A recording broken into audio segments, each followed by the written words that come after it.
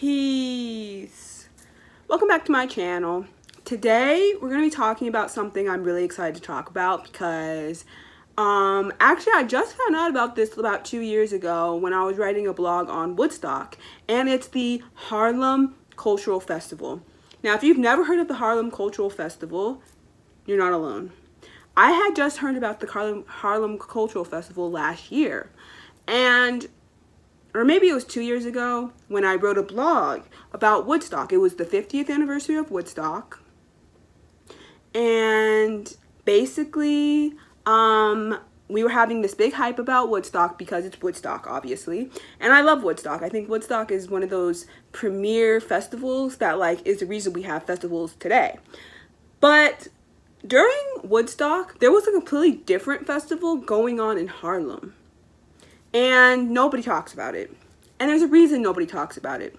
So the Harlem Cultural Festival was a black music festival.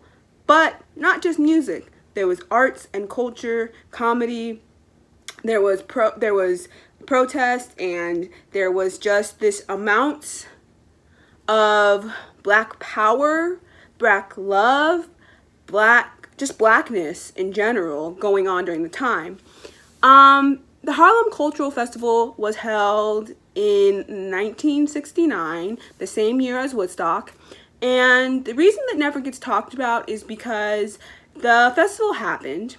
Obviously, it was a very black festival. The Black Panthers were doing security. They had a bunch of soul, R&B, blues, jazz, funk, psychedelic, gospel, international groups there doing music, right? And it was a group of black people, in the audience. And when I tell you it was amazing, it was amazing. But it was filmed and nobody wanted to touch it. For 50 years, this cultural phenomenon really was left in somebody's basement and never to see the light of day. And it wasn't until a few years ago that Questlove, the drummer of The Roots, found out about this festival and decided to do his due diligence and fund this film, these series of tapes being put out into the world. And that comes the Summer of Soul, the revolution that was not televised. Now, in this documentary that Questlove did, at the end, they do tell you that the person who actually filmed the whole festival tried to ship it out and sell it to a film company, and nobody wanted to touch it. And he even tried to call it the Black Woodstock, and nobody wanted to touch it. And so it wasn't until Questlove came into knowing about this festival that he decided to crowdfund this and make this film. And you have to give every prop in the world to Questlove for that, because it was really important that he decided to do this, or this history would be completely lost, 100% lost. The fact that it was 2018 or 2019 when I found out about the Harlem Cultural Festival, and I had never known about it before, and the only reason I found out about it was because I was looking up things on Woodstock because it was the 50th anniversary, really means something. It really truly means something about black culture, about black history, about black power, and how they just never want us to know anything about what goes on in our history. There are things about this world that I don't even know about, that I've only learned about in the past 5 years when it comes to black history and stuff. And that's saying something considering who my parents are and the way I grew up. But I digress. The film got made, and I highly recommend everybody going to check out this film. It's on Hulu. It's called The Summer of Soul. And when I tell you it's incredible, it is incredible. It is so good. So good. Some of the acts who were at this festival were people such as Stevie Wonder, Nina Simone, Mahalia Jackson, the Staple Sisters, Sly and the Family Stone, So many great Black artists were at this festival, right? We had B.B. King, and it was just an incredible watch, because the history of this festival is basically that a lot of the political leaders in the country at the time had passed away, from Martin Luther King, Malcolm X, from Bobby Kennedy, and of course John F. Kennedy, and like a bunch of people had passed away or were killed by the government, right? And so because of that, the Black community specifically, but really the entire country, was on edge. There was also Vietnam happening. There was also, you know, the Civil Rights Movement had just happened, and we were getting on the cusp of the Black Power movement. The Black Panthers were just established. Like, there was so many things going on in this country at one time, right? Specifically around Black people and race and Black liberation. And the Black Power movement, the Black Love movement, you know, people starting to sport afros. Like, it was a whole entire revolution that was happening in 1969, which was going to catalyst what happened in the 70s, right? And so there were a lot of people who came to the Harlem Cultural Festival that were from all different walks of life and ages. They were all Black, but they were all from different, you know, economic backgrounds. They were all different ages. It was really, really, really, really dope to see this festival that was aimed towards Black people, but not just young Black people, old Black people, middle-aged Black people, young Black people, even kids were brought to the Harlem Cultural Festival, and they got to see some incredible performances by some of the top artists, Black artists at the time. And it was just really beautiful to see, you know,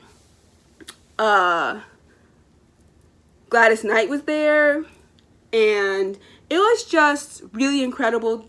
David Ruffin came out for a song. Like, it was so incredible to see.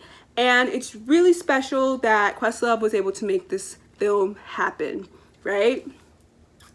I think some of my favorite moments, of course, Nina Simone, because I love Nina Simone. Like, I truly, truly, truly, truly, truly love Nina Simone. Like, I love her.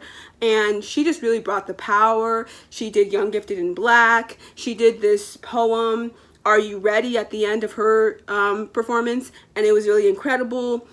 I love Sly and the Family Stone, obviously, because I really love like psychedelic R&B and funk and stuff like that, so I really like that. And then I really, really, really loved when Mahalia Jackson came out. She brought the house down, okay? Yes, Mahalia Jackson does a lot of like gospel music and stuff like that, but she's also a pretty big blues singer too. And her voice, oh my gosh, the power of her voice. Talk about soul music. Talk about soul music. Mahalia Jackson really brought the house down with her incredible voice. And you know, the Staple Sisters, Papa Staples and the Staple Sisters, they were out there too. And it was incredible to see them as well. And then there was this one part where they were doing kind of a tribute to Dr. Martin Luther King at the time, because the Reverend came out and they did a tribute to him, and they were singing one of his favorite songs, right? And when I tell you that Mahalia Jackson and one of the Staple Sisters came out and they were trading back and forth singing, but the power of both of their voices, whoo, baby, like, it was incredible. Oh my gosh, it was such a sight to see. I really, really, really recommend checking out this documentary. I really do. And then what was really cool about the documentary as well is that Questlove got a bunch of different people, Black people, who had ended up coming to the festival and hadn't seen this footage in 50 years. And there was this guy, and he talks about it kind of at the end of the film, but he talks about how for a long time he thought he was crazy and that this like didn't really happen, or like he knew it happened, but it was like hard to describe to other people because there wasn't any footage of it and nobody really knew what he was talking about. And so it really felt really, really, really good to know that this was real, this really happened, and bring back so many good memories. And I just thought that was beautiful to see. Like I said, of course, Stevie was there, you know, being Mr. Piano Man, like always, and we love to see it. But this is young Stevie, so this is like right after like his first couple records when he first came out. And then this was like turning point Stevie, when he would go and make two of his best albums in the 70s. And then, you know, like I said, they had Mahalia Jackson. They had, of course, so many good artists. Sly and Family Stone were there. You know, I love them. And what was cool about that was that they split their time. So they were at Woodstock, obviously, as well. But they also split their time up and came to the Harlem Cultural Festival as well. And I thought that was beautiful to see. I kind of wish Jimi Hendrix had did the same, but, you know, he didn't end up coming, which was fine. No disrespect to him. Love him. And then you have this group called The Fifth Dimension. And you know that song, Age of Aquarius, Age of Aquarius. That's their song, right? And they came, and something that really like stuck out to me about them was that they came and they were like, because this is them like older than them, and they said, you know, when we came to the festival, a lot of people were like, you know, we were kind of like the they didn't feel black enough or something like that, like they didn't make traditionally black music or something like that. And they were like, well, how does music have a sound, right? And obviously it does, because, you know, when you hear black music, you hear black music, like you hear it, right? But they were just as black, and I think it was just like, you know, that ties into like, this is what black is, this was not what black is, like kind of stuff that people always are perpetuating all the time. But they are incredible, okay? Incredible, like so good, like so incredibly amazing. And then what I really, really liked was the way they added in international like bands and stuff like that. And I think that was really beautiful that they added Puerto Rican people into this documentary and into that festival in general, because Puerto Rican people do have blackness in them. Not all of them, obviously, but a lot of them do. A lot of them have black ancestry mixing with Spanish and some of them indigenous ancestry as well. And so it's really important that they touched on that, and touched on the fact that, you know, there are a lot of Puerto Rican artists who grew up in Harlem, who are really in touch with their Puerto Rican side, but also their black side as well, and really in touch with black, you know, music. And so they bring in the soul music into the Puerto Rican music, and it's really beautiful. And the one thing that connects all of it, right, is the drum, because they had drummers who were doing like the more Puerto Rican thing, or the Afro-Latino thing, or like, you know, the Latino thing or whatever. And then they had some artists come from Africa. And during the time of this festival, apartheid was still happening in South Africa. So they had an artist come, and he was a South African artist. And he came, and it was really beautiful to see, because this is what Pan-Africanism is something that my parents were really into when I was born. And so Pan-Africanism is really the cultural bringing together of blackness from the United States and all over the, you know, diaspora and Africa. And so it's really, really beautiful to see. And so a lot of the you know, African artists who were there, you know, they were doing a lot of their African music. But during the time, there was this cultural shift in this country, like I said, with the Black Panthers and like the Black Liberation Movement and the Black Power Movement and the Afros and like the dashikis and everything. And so it's really big time for a lot of like cross-culturing of Black Americans and Africans alike. And so that was really beautiful to see. And then it was just, I think in general, the reason I'm really into this cultural festival, this Harlem Cultural Festival, was one, it was in Harlem. It was in a very black community. It was also the fact that the audience was super black, but like there was just so many different kinds of black people in that audience. You saw the ones who were more traditional and had more of like the 50s, 60s kind of vibe, where they wore like suit and ties and like had their hair kind of like pinned up and like had it straightened more. And then you had the younger kids, like my age, who were starting to wear their afros more, starting to wear more natural hairstyles, and wearing their bell bottoms and their platforms and stuff like that. And it was just really beautiful to see the cross connection of like the older generation and the new generation being able to come to a festival of Blackness together, and there not being any like, oh my gosh, this music is too risque for me because I'm too old, or oh my gosh, music is so old. Like, no, everybody understood the music, and it was all for the culture, and it was all for the Blackness, and it was all for the beauty of Blackness. And it was just so incredibly moving to see. And you know, I think about this festival a lot, and ever since I first found out about it a couple years ago, I've thought about this festival a lot. And I've always thought about how we could have one of those today.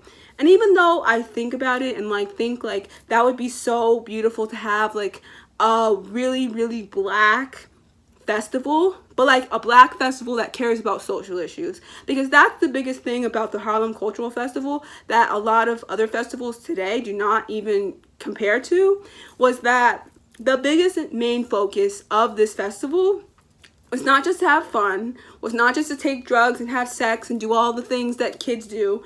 It was about Blackness. It was about Black liberation. It was about Black power. It was about fighting the system. And it was about cross-culturing. It was about bringing together all ages. It was about bringing together the community of Harlem to basically listen to music, but also to enrich your mind, and to also remind you that you are powerful as Black people, and you can fight against these oppressive systems that are holding you down every day. You know what I mean? And there was this one part which I loved, because I was like, this is totally 2021 in a nutshell. But it was basically during the Harlem Cultural Festival, during that weekend, was also the same time that the first man was on the moon, right? And so this interviewer or this media person asked all these different Black people about how they felt about the man on the moon. And a lot of their sentiments were basically that, you know, it's a waste of money. They could be giving this money to poor Black and brown people in the inner cities and, you know, in, you know, this country in general. You know, why should I care? Because they're just wasting money that they could be giving to us so that we can survive in this country that you've basically colonized and taken for your own, and then leaving us for poor. Like, hello. And I thought that was so beautiful. It was so great, because basically the same thing is happening in 2021. A bunch of billionaires are going out and trying to colonize space and leave the rest of us, poor Black, brown, indigenous communities on Earth, to basically die on a burning rock. It's so sad that history repeats itself so much, but it really does, and it's just interesting. I always go back to that spoken word. I forgot what it's called, but it's by Gil Scott-Heron, and it talks about the moon landing. And it also kind of talks about if the moon landing was actually real, which I don't believe it is, but you can call me a conspiracy theorist. I don't care, but I don't really think that actually happened. But moving on. But yeah, like I think about a kind of festival like this happening today, but it has to be politically cool. It has to be socially about something, and it can't just be, you know, sex, drugs, music, whatever, because that's most of the festivals today. And you know, as much as I like want to go to a lot of these festivals, when I just watched the Harlem Cultural Festival, I was like, this is the kind of festival I would go to in 5 minutes. Okay, it has everything that I stand for and more. And it has all of this incredible music, and I would just live for it, okay? The Black Panthers were doing security. It had Sly and the Family Stone, Stevie Wonder, Nina Simone, Mahalia Jackson, and more. And it was a group of incredibly amazing Black people all in the audience. It was just a sea of Black people. And they all had different hairstyles. They all had afros. They all had other kind of hairstyles. They were all, you know, just vibing to the music in a way that just felt very good. It just felt really great. And there was no degradation of us. There was no degradation of our women. There was no degradation of our men. There was no degradation of anybody. It was all about fighting the power, knowing that you are a force to be reckoned with in this world, and that you can fight against these oppressive systems, fighting or trying to just basically put you down every day. You can fight against these, trying to really uplift and empower Black people. Because at that time, like I said, it was a very hotbed of emotions, because a lot of the political and also like social important people had passed away, were killed by the government, whatever. And because of that, it was a really big hotbed of unrest. Besides that, Vietnam was happening as well, and the Black Panther Party was getting ready to be started, and there was a bunch of stuff happening, right? Like it was just a lot of things happening at one time. And so it was just really, really great to see so much happiness, so much joy, so much pride happening in one space, and all around music, because music is really the catalyst for peace, for love, for change, for liberation. And it's just beautiful to see a group of Black people enjoying themselves and being happy. Black joy is one of the most cathartic things that can happen in this world, because we don't see it often enough.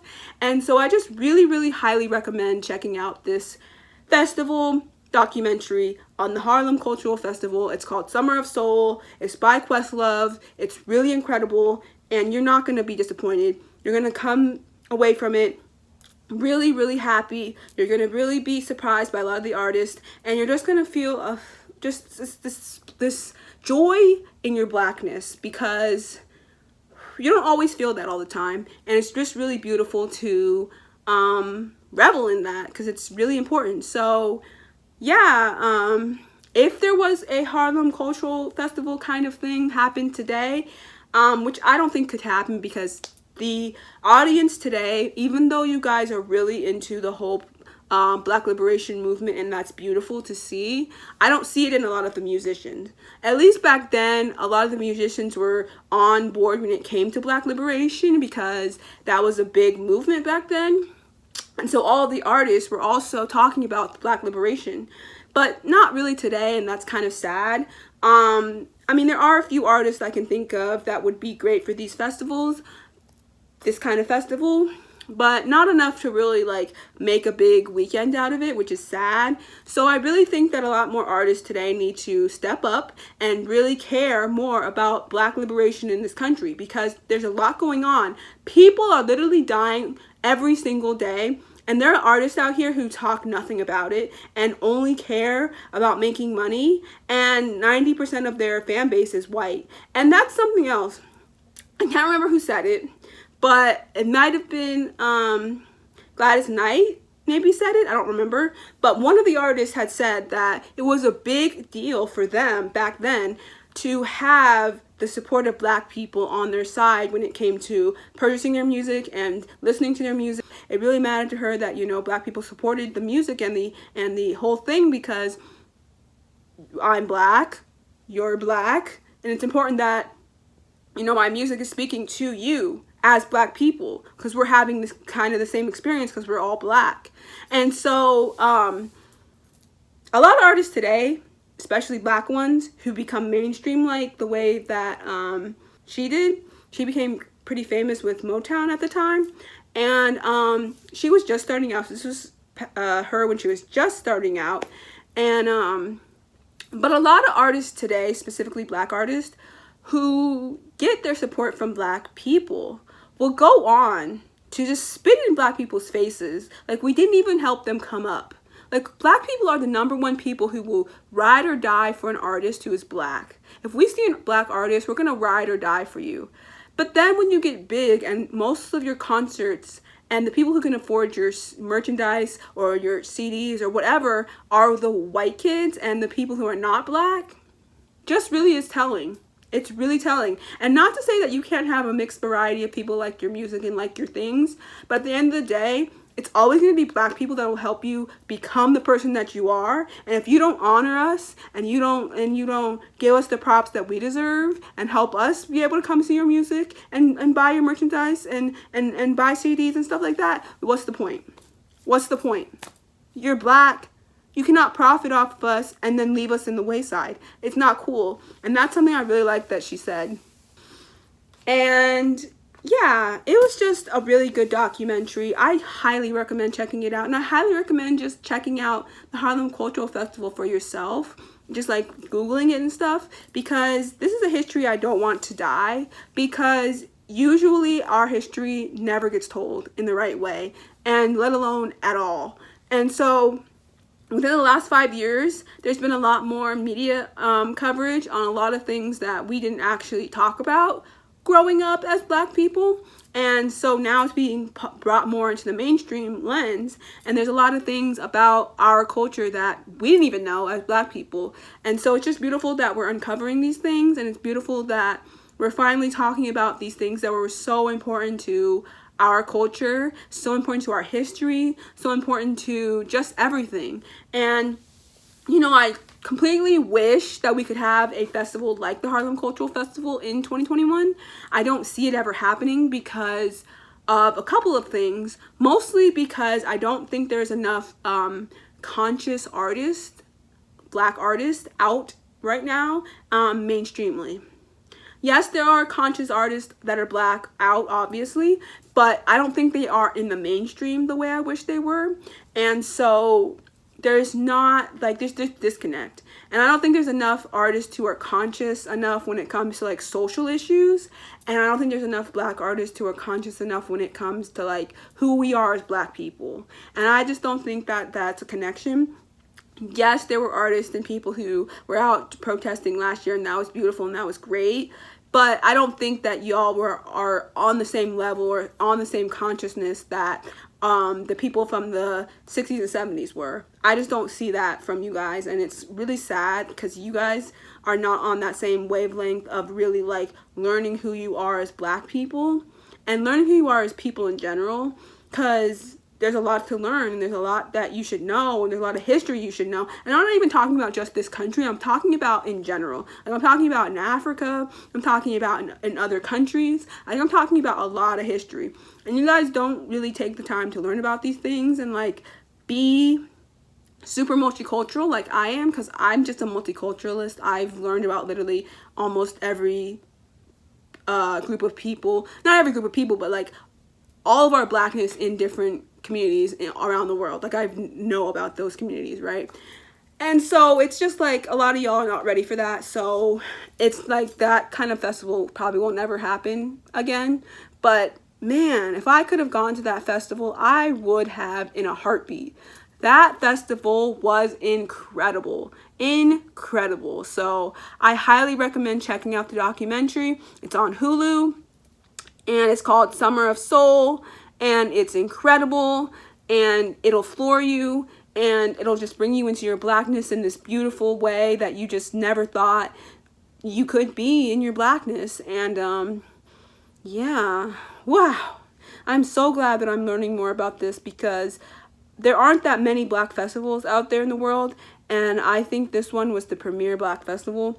And if we could have more of these type of Black festivals, that would be beautiful. And yeah, shout out to the Harlem Cultural Festival, and shout out to every single artist who performed there, and thank you to the Black Panthers who were on security, and just shout out to every single Black person who ended up going to that festival, because y'all really were a part of history. And it's sad that it took it 50 years to get out to the public, but literally I'm so glad that this festival ended up happening and that it ended up being brought to the public and brought out into the masses, because it really is a game changer in how we see festivals, how we see Blackness, how we see Black artists, how we see the movement, how we see the movement for Black liberation, and just how we see ourselves as Black people. So that was just really beautiful. So yeah, I'm gonna sign off, and yeah, I hope you enjoyed this video, and until next time, stay Black, stay groovy.